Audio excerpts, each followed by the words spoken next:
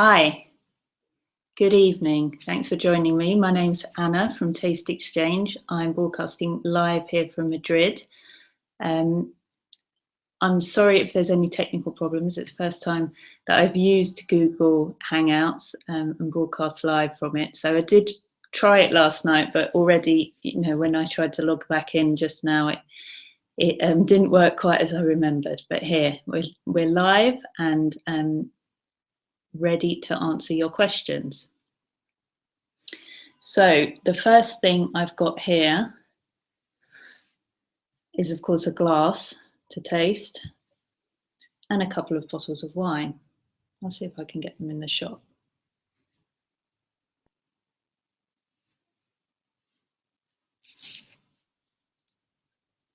Now, one thing I was going to show you is how to use a corkscrew like this, a really simple corkscrew, to open a bottle of wine.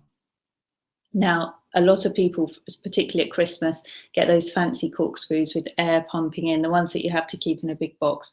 And I wanted to show you that once you know how, this is what it's called a waiter's friend, or a pull tap corkscrew, is actually the easiest corkscrew to use. You don't need anything else other than this.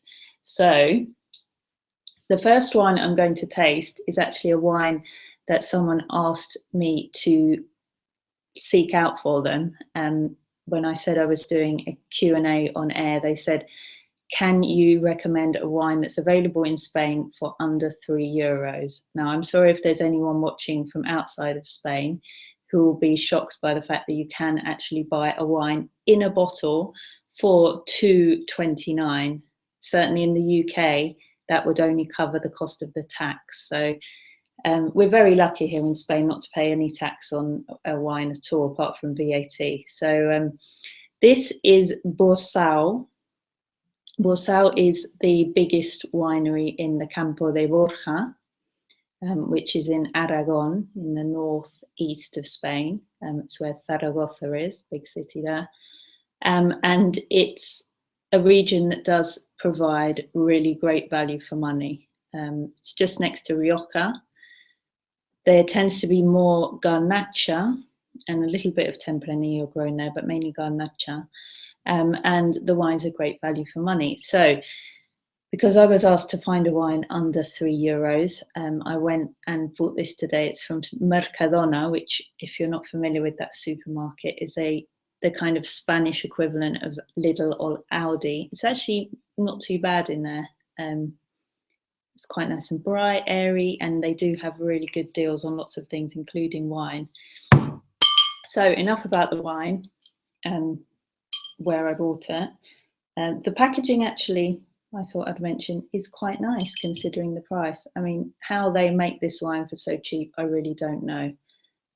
But it looks quite classy. It's got a nice bit of bronze detail on here. The capsule is a nice bronze colour as well. Anyway, so using a corkscrew. So you've got the first part to use is the little knife that flicks out here. Can you see that? And so you can either go round the top, or what looks a bit smarter is to go underneath the lip of the bottle. So we're just cutting into the foil and the capsule, and then you can cut into the edge of it without breaking your nails. Of course, I'm going to end up breaking my nails. That always happens. So you cut round the foil, and then this is where you actually see the quality of the capsule, because the more expensive capsules are thicker foil, and they're actually easier to get off. This one's really thin, so it's a bit fiddly. Once you cut into the foil, you can pull off the top of the capsule, and then you put the knife part away, and you flick out this is in Spanish called the palanca, the lever, the double lever, and the cork. So the thing you need to do carefully is to screw in the corkscrew like this. Now, the only thing you need to be careful about here is to get the corkscrew in straight, because if you go off to one side, it's more likely to break the cork. So you just go in gently, straight down in the middle of the cork. So you can see, can you see there? Yeah, got in. I hope that no one's finding this too patronising, how to open a bottle of wine, but it is the most important thing, isn't it? Right, now you've got it there, you've got it in all the way. So the screw, the curly bit of the corkscrew is all the way in. You then use this shorter part to lever it off, and you just gently lever it off. And then once you've got halfway, you then can put the longer bit on the edge of the bottle and lever it off. And it's so easy and smooth that, you know, you don't need to use any force, and there's no massive boxes of equipment or anything. So, next surprise is this. Is this a real cork as well? It actually looks like a real cork in there. I am astounded. I mean, I don't think anyone can be making any money selling this bottle of wine, because the cork and the bottle alone are going to cost nearly €1. So I don't know how to feel about the fact that you can buy wine so cheaply. I almost feel a bit sad, because obviously the people who've grown the grapes probably got next to nothing. Anyway, let's pour it out and see what we've got here. So, another thing to mention when you're tasting wine is not to fill the glass up too much, because you need some room for the air to get in, for the wine to be able to breathe, and for when you smell it to be able to get the aromas from there. So, looking at the wine, the first stage of tasting is what's called in Spanish the fase visual, or the seeing stage. So we look at the wine. Now, there's a few things that the colour of wine can tell you. The first thing we look at is the intensity of the colour.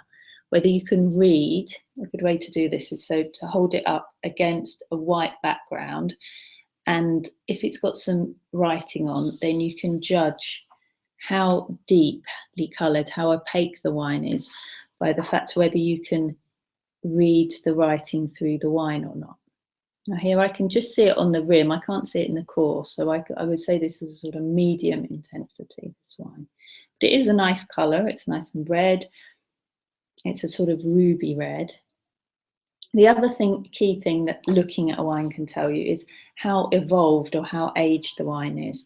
Red wines in particular start off with a more bluish purple tint to them, and as the wine ages, the anthocyanins, the colour agents in wine, which come from the grape skins, almost oxidize, they kind of dissipate out, and that's what the sediment is at the bottom of an older bottle.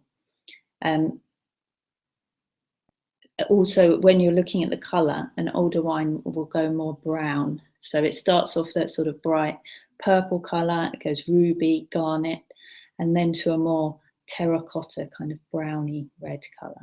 So this colour is nice. I don't know if you can see there.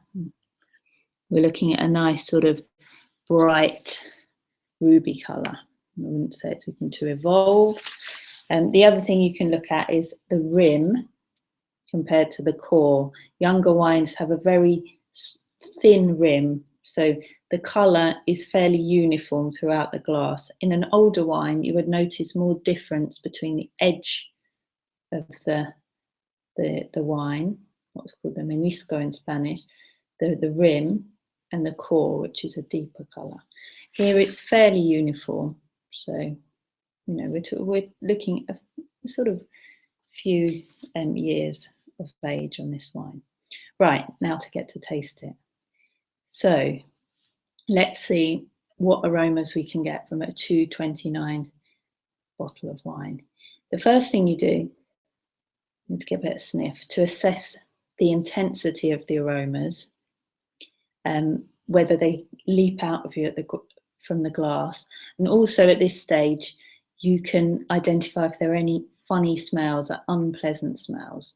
So things, if it smells of wet cardboard in particular, then there might be a problem with the cork, because that's a smell that's associated with the bacteria that causes wines to be corked, they're called. But it's not actually the bits of cork are floating around, it's that a bacteria has got in from the cork and makes it smell sort of musty and unpleasant. Here I'm smelling good smells here. Sort of blackberry jam smell, definitely sort of brambly. Now the next thing we're going to do is to swirl it. Now I know this looks really pretentious, but there is sense to it, because if you sniff without swirling it and then you give it a swirl, and you can either do this in the air, so you swirl it around like this, or put it onto a flat surface. And I'll move this forward so you can see, and do circles with the wine. Then when you smell it again, you'll smell a lot more. Now this wine, again, just I can't quite believe that they can do this, is called barrica, which means barrel in Spanish. And it says on the bottle that it has been aged in barrels for 6 to 8 months. Now barrels, oak barrels, particularly French oak barrels, are very expensive. We're talking more than 600 euros per barrel. American oak barrels are slightly cheaper than French, and French oak are more like 700, 800. It doesn't say the type of oak, but the fact it says barrel on there does suggest that unless something very strange is going on, they have actually aged it in barrels. So again, something quite surprising that they can do it for this price. But I am detecting notes of sort of oakiness on the nose. There's oak you associate with smells of, if it's particularly American oak, more coconutty smells. This I'm getting a little bit of spice and the sort of toasty aroma. The other way that winemakers can get oak smells in wine is to adding chips. They basically get oak chips, like the ones you get in a children's play area on the floor, and they add them to the wine. Now that gives the flavour of oak, but it doesn't give the aging that comes through being aged in barrel, because one of the things about being aged in a barrel is that oxygen can pass through the pores of the oak, which helps stabilise the wine. It adds certain flavours and it helps the wine grow in complexity and age nicely. But I am getting a little bit of oak here, maybe a sort of cinnamony smell, but definitely lots of fruit. There's something, it's definitely what I would call a warm nose. You can tell that this is a wine that comes from a warm climate. The fruit, rather than being like fresh, is a bit more jammy, cooked sort of smell. Let's give it a taste. So when you're tasting the wine, you don't need to gargle with it. You don't need to make dramatic gestures in the mouth. You just hold the wine in your mouth for a little bit longer than you usually would, so you can start to identify the flavours a bit more. And whilst you're holding it in the mouth, try and breathe through your nose at the same time. I'll show you how to do this. It sounds harder than it actually is.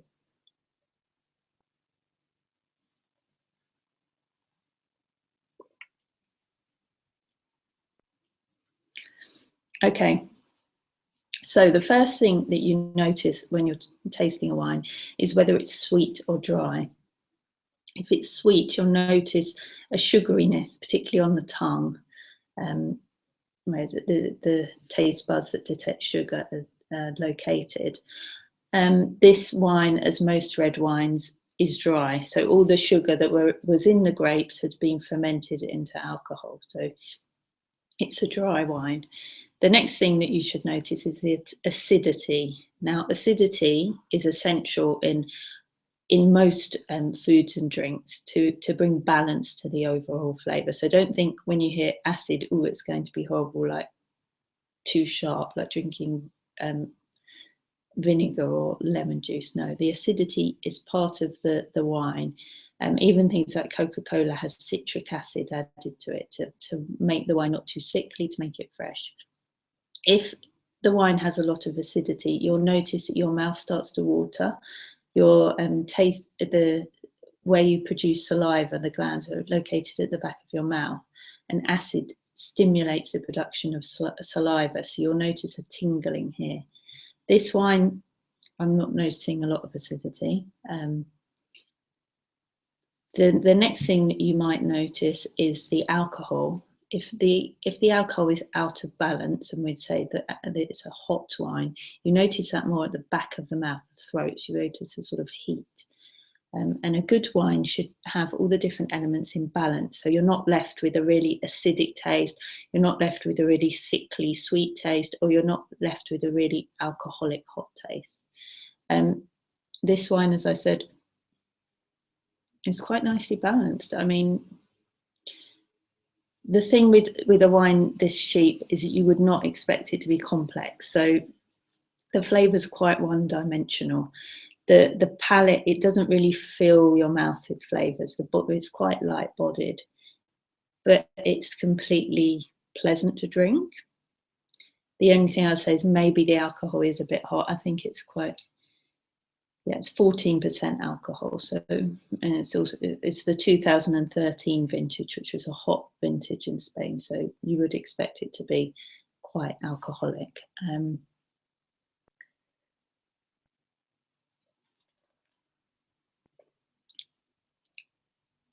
What else to say?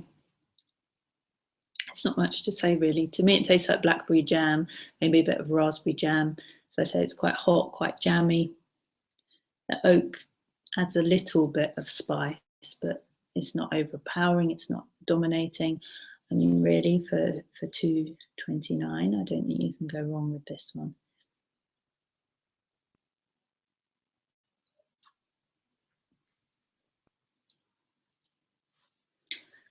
So I'll be getting back to my friend Anna, who asked for a recommendation for a wine under €3, and saying, well, you want a wine and you don't want to pay too much, this is a good everyday drinking wine. So for a more special occasion, what would I select? It's a question that's come to me from Marcus, and he said, what's a good wine to go with my Christmas dinner? Thank you very much for tuning in, Marcus, and thanks for asking the question. The Christmas dinner is a tough one because you have a lot of people, different people to please, and also if it's an English traditional Christmas dinner, then there are a lot of different elements that come together. You have the turkey, you've got the gravy, you might have stuffing, roast potato. My mouth is watering now just thinking about it. Only how many sleeps? 9 sleeps, I think, till Christmas now. So looking forward to that big hearty dinner. But it's not the easiest thing to pair with wine, as I say. You need something that can cope with a lot of different flavours. So I would go for something that's not too heavy or overpowering. What do I mean by that? I mean not a red wine that has a lot of tannin, tannin is what leaves that drying sensation in your mouth. It's also present in tea. When you drink tea that's been brewed for a long time, you get that sort of dry, fuzzy flavour in your mouth. A wine that's very alcoholic or very structured, you know, those sort of chocolatey Shirazes or Cabernet Sauvignon. Bordeaux, I wouldn't say is the best choice for Christmas dinner, though you might have a special bottle. Unless it's been aged for a very long time, so the tannins have softened and it's a lot more mellow. I would probably go for something like a Pinot Noir, perhaps one from the New World, so a bit more fruity, so somewhere like New Zealand, California, Chile does nice Pinot Noirs. They tend to be quite soft, fruity, but not too heavy on the palate. So when you're eating a lot of rich food, they kind of freshen your palate rather than tiring it and making it too overwhelmed by all the different flavours. From Spain, I think the classic choice would be a Rioja, perhaps a Rioja Reserva.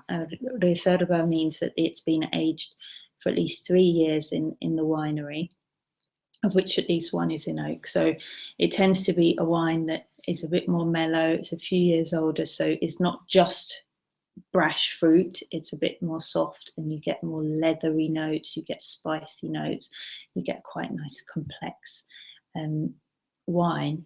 But because it's made from predominantly the Tempranillo grape, it is a softer sort of red fruit flavors rather than dark and very alcoholic flavors. If you want to go for a white, then an oaked white is a good choice. You get those nice buttery flavors that goes really well with turkey and goes really well with the gravy. Perhaps an oak Chardonnay from, again, Burgundy would be a good choice. If you can afford one, a nice Montrachet or something like that, a nice buttery oak Chardonnay, or perhaps an oaked Rioja, white Rioja, would be a good choice as well. There's some really good white Riojas out there. I actually served one at my wedding, which went down really well. From the Marques de Murieta, they make a white Rioja from the Viura grape, which is quite a neutral grape. It has sort of appley citrus flavors, quite simple, but when it's aged in oak, it becomes a lot more nutty, a lot more complex, buttery, rich. And loads of people said to us that they'd really enjoyed the white wine that we served at our wedding. So yeah, there are a few tips. I think Rioja is definitely a good choice. Most people like it. It's a big crowd pleaser, so that would be a good choice, or something soft and fruity like a Pinot Noir. Okay, so we've tasted the first wine. We discovered, if you've just joined us, we tasted the Bosal from Campo de Borja, which is just $2.29 in Mercadona in Spain, and discovered that it's simple, as you would expect for this price, but it does the job. It's nicely balanced. There's some sort of brambly blackcurrant jam flavors. Quite simple, a little bit of spice from the barrel, which I think is barrel rather than oak flavor that they've added. Now I'm smelling it again. I'm thinking that the oak maybe isn't as clean. It's certainly not new oak. It's perhaps a few years old, and it smells a tiny bit sort of, not musty, but not 100% clean. But anyway, it's good value for money. I don't think it can be beaten. So that's my tip for value for money. The next wine that I've been really looking forward to tasting is sort of the other end of the spectrum. This is from Finca Terrezazo, if I can say it. It sounds a bit like a dinosaur, doesn't it? But it's a wine. It's a vino de pago. Now, pago, it does mean I pay, from the verb I pay, but it also means a wine from a small site. And these vinos de pago were introduced quite recently as a higher tier in Spanish wine classification. So Spanish wine, you have at the bottom vino de mesa, which can be wine from anywhere in Spain. Then you have the vinos de la tierra. The biggest known ones are vino de la tierra de Castilla-La Mancha and Castilla-León. So they're wines that can come from a big geographical area.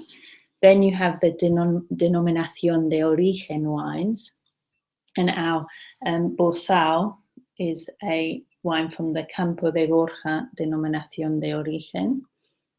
And then the next level, which is the new level, are these vinos de pago. And you see that it says on the back of the bottle there, I don't know if you can see, it says Grandes Pagos de España, and it's an association. So the area has to, it also says Denominación de Origen Protegida, and it says resolution, it was granted to them on the 17th of September 2010. So this is kind of a new tier of wine, similar to kind of the Grand Cru system in Burgundy in France, where that you can have your area, your terroir, the area of land classified as a pavon. And there's certain criteria that the wines have to meet, you know, very stringent quality control, and all the grapes in the wine have to come from that estate. So it's like an estate wine. And this wine is 2011 vintage, and it's from Musteguillo, which is a winery it's sort of near, it's near the Utiel Requena region. So it's inland from Valencia. And it's famous for becoming a winery that makes really good high quality wines from the Bobal grape. And again, Bobal is quite a funny name in Spanish, because bobo means stupid, but anyway, it doesn't mean a stupid grape. It's a grape that is grown in Utiel Requena. It's also grown in Manchuela and sort of in that Mediterranean area towards the coast. Alicante as well, it's found. You often see it if you go to Alicante or Valencia on holiday, you'll see lots of wines made from the Bobal grape. And it's a wine that didn't really have a very good reputation for quality. You know, it made quite simple fruity wines. They're quite tannic. The grapes are quite thick-skinned, so therefore they give a lot of colour and they give a lot of fruit and tannin. But wasn't really known for quality. So Musteguillo, this winery, has been working on improving the reputation for the grape. So they make this wine, and they also make one called Quincha El Corral, I think it's called, which is very expensive. It's like 50 euros a bottle. And this one is about 20 euros a bottle. And it actually won the international trophy in the 2014 Decanter World Wine Awards, which is a famous wine competition organised by the magazine Decanter. And this was recognised as the best red wine from Spain, and then the best in show for red wines in its price point of all the wines that they tasted from all over the world. So it should be quite a good glass of wine. So got the cork out. We're going to give it a pour. Now, sometimes people ask me, is it worth paying more for wine or not? And I think we're going to see now. We saw with the first wine that this was, you know, perfectly acceptable for everyday drinking. If you haven't got much, you know, you want something, you don't want to spend too much, €2.29, you're going to get a decent glass of wine. If you've got a special occasion, you want to splash out, then you're going to get a lot more complexity, a lot more flavour. I'm hopefully going to have a lot more to talk about with the second wine, because the first one, as I said, it was kind of like brambles, it was like jam, but it wasn't too much else. So let's look at the colour. So again, we hold it up against a white background. Now this one, this is where things get interesting with wine, because though this is a 2011 vintage, and the first wine I tasted was a 2013, the second wine, the new wine, is actually much more purple, more intense in colour than the first. Now that is because of the quality. The quality comes from more concentrated grapes, so older vines perhaps that have been restricted to produce fewer grapes, but grapes that have more concentrated flavours, have a lot more intense flavours. And that's something you can only do when you're making a more expensive wine, because to make a cheaper wine, you know, you're often buying grapes from producers who are paid by the kilo. rather than for quality. So they want to produce as many grapes as possible. It's something that a lot of denominaciones de origen are controlling because they have a set maximum yield. But if you're making a higher quality wine, then you can be able to control a lot more the vines that the grapes come from. And so you'll perhaps be able to limit the production by doing a green harvest, or what often happens in Spain is to use higher quality grapes from older vines. So as the vine gets older, it produces a lot fewer grapes, and they're more concentrated in flavour. So we've got a wine that's deeper colour. I can't read through it even at the edge.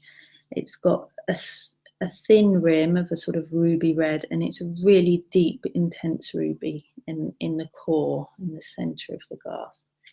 One thing you can notice a bit more on this wine as well are the legs. So the legs, people always ask me about them in their tasting, and really they're not that important, because they show the alcohol moving down the glass, because alcohol moves more slowly than water, which is what wine is mainly composed of. They can also indicate higher sugar in the wine. So if it's got higher alcohol, higher sugar, then you might notice more legs. The first wine, you can see them, but they're not so noticeable. I mean, the camera here you can't really see anyway, but trust me, there are some legs on here. So they're probably indicating a fuller bodied wine, quite high alcohol. This is actually 14.5%, so I won't be drinking too much of it at once. Now, so to give it a sniff.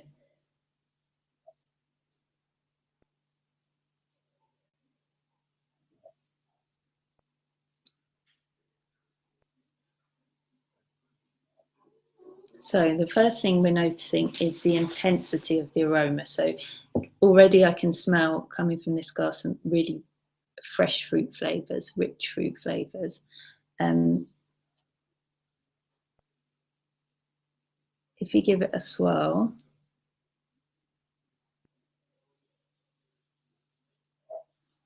I'm getting more. I mean, the big difference from the first one is that the fruit is really fresh, really ripe. Think about, harvest, you go into the green grocery, or you pick some fresh berries and you can smell them. There's definitely some sort of cherry, plum, dark sort of plums. And there's a lot of different smells of herbs as well, sort of that dry, if you go to the Mediterranean scrubland, and there's lots of herbs there. There's things like thyme you can smell, rosemary.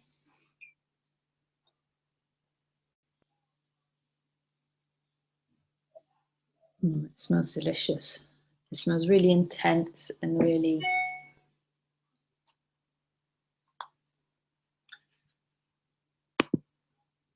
rich in the smell.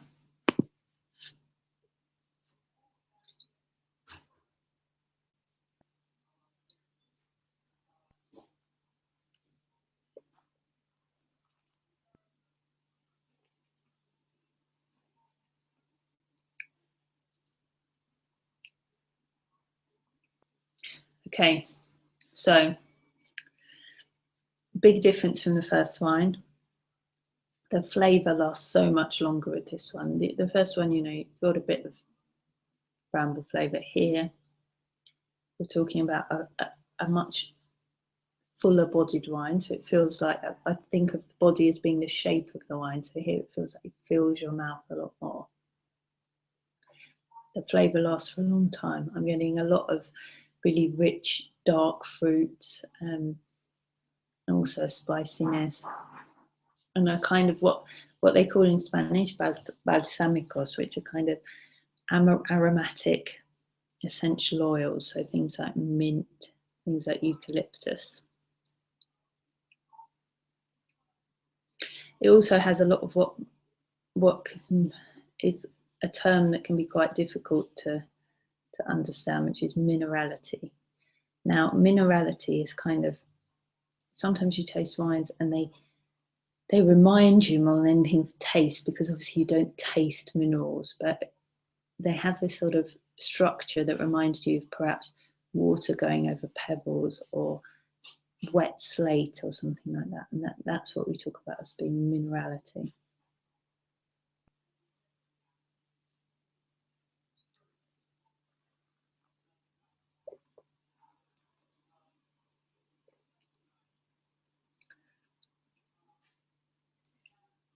Oh, it's really concentrated. It kind of reminds me of Christmas cake on the palate, because it's got lots of deep dark fruits. It's got this sort of dried fruits as well, like prunes, raisins, things like that, and also spicy notes of that cinnamon and things like that, quite warm Christmas spices. So this is the wine we're talking about, Finca Terrezazo. I think it's a really good wine. If you asked me to tell you where it was from and what grape it was from, I don't think I would identify it as being Borbal. It does have the tannic on your tongue and the roof of your mouth. You can feel that furry sort of tannic note that you get from Borbal. It's got the rich fruitiness that's characteristic of it, but I think I would struggle to identify that with a Borbal rather than a Tempranillo or something like that.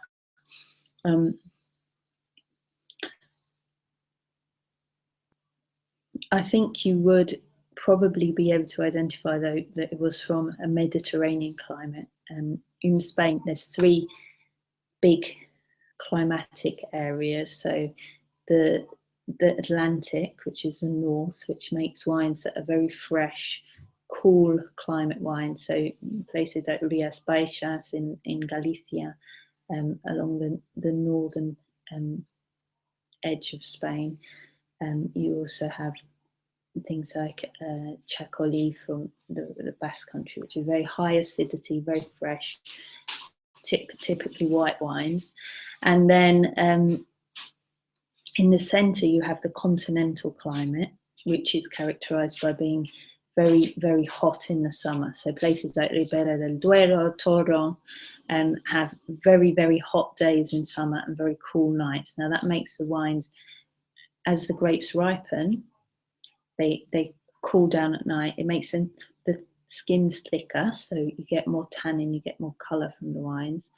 It also makes them retain the acidity, because they, as grapes ripen, they start off being very high in acid and low in sugar. And as they ripen, the sugar goes up and the acidity comes down. Now, in a place where it's cold at night, that happens a bit more gradually, because it cools down, so the acidity is still retained in the wines. So you get wines that have a lot of structure and extract, a lot of colour, but still quite high acidity.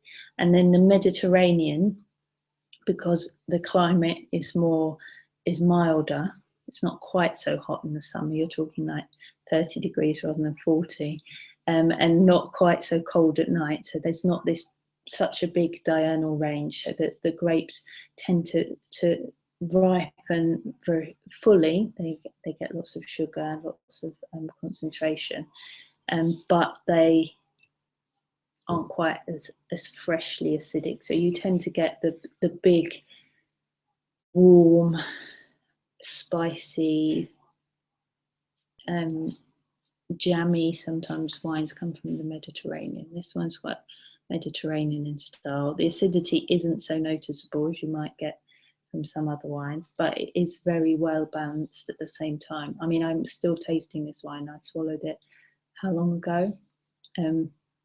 So definitely a good one. I would say to go with this wine, you really need a steak. This is something which I perhaps wouldn't say when I was talking before about wines to serve a Christmas dinner. This perhaps isn't a wine for Christmas dinner, because it's so concentrated and so intense on its own.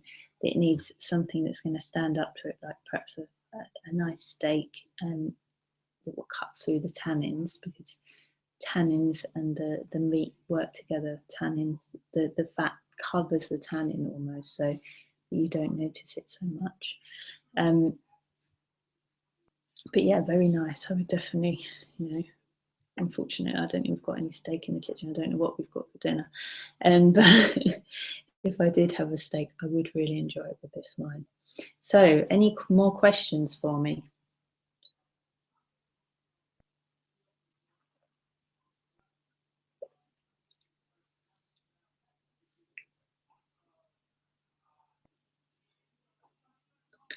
Another question that often comes up when I'm doing tastings, how the different aromas get into wines. Some people sometimes say, oh, you know, if a wine tastes of strawberries, is it because they've added strawberries to the wine? Now, of course, there are products where it might be wine-based, but a flavoured wine-based drink, where, yes, they could have added strawberries, but if it's actually called wine, then it can only be made from grapes. So the flavour comes from usually the grape itself. There's three types of flavours in wine. The primary aromas and flavours, which tend to be fruit, and they come from the grape itself. So there's certain grapes that are associated with strawberry flavours, like Tempranillo, for example. There are certain grapes that are more associated with blackcurrant, like Cabernet Sauvignon. And then the next group of flavours are the secondary aromas. Now, they are formed during the fermentation process. So the action of the yeast with the sugar, fermenting the sugar into alcohol, can create secondary aromas. Now, these are things like buttery aromas, which you would get in Chardonnay that's been fermented in oak barrels. So the action of the yeast with the oak creates these sort of buttery. It's basically a chemical that's produced through the reaction, which happens to share its aroma with the fruit or the food in question. And then the next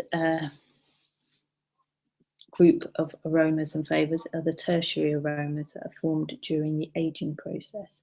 So these are things like toast, nuts, spices, vanilla, coconut, and they are formed through the action of the oak with the wine as it's aging.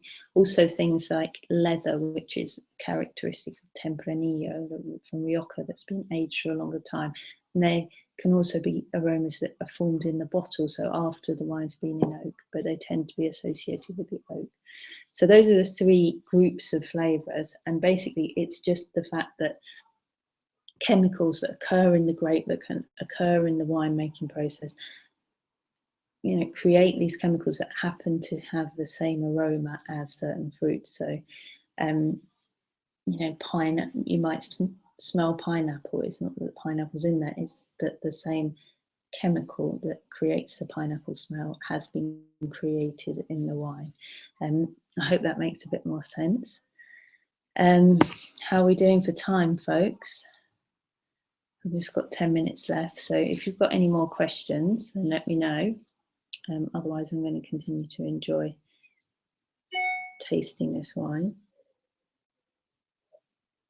Now, one thing you notice with really good wines as well is that as they are in contact with the air, this wine was a little bit closed when I first smelt it, which means that it wasn't really unveiling as many of its aromas as it could do. As it's been out with the air, it's kind of changed an aroma.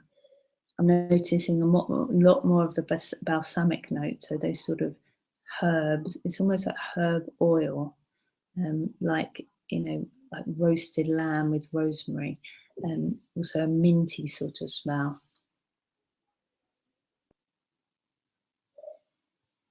It's really good wine.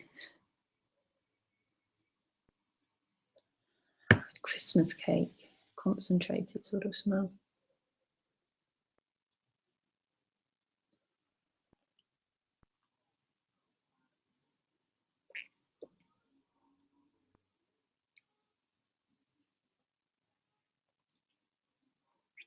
And the palate is so rich, so fruity. I'm going to go back to the first wine again, now 229. So of course, you know, if we're comparing prices, you could buy 10 of these for one of these. So Depends what sort of thing you're going for, quantity or quality. Anyway, let's go back to the first wine. Now, see, now it's smelling a bit too simple and a bit that the oak is really overriding the other smells, and it's smelling a bit like dusty, sort of dirty oak.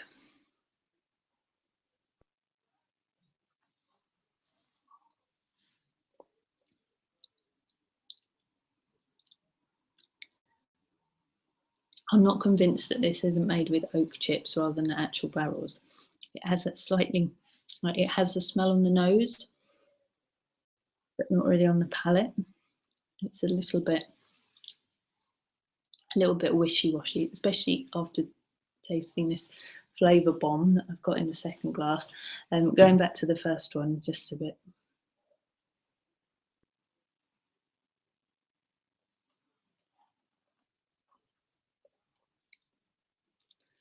So I'm going to leave you there.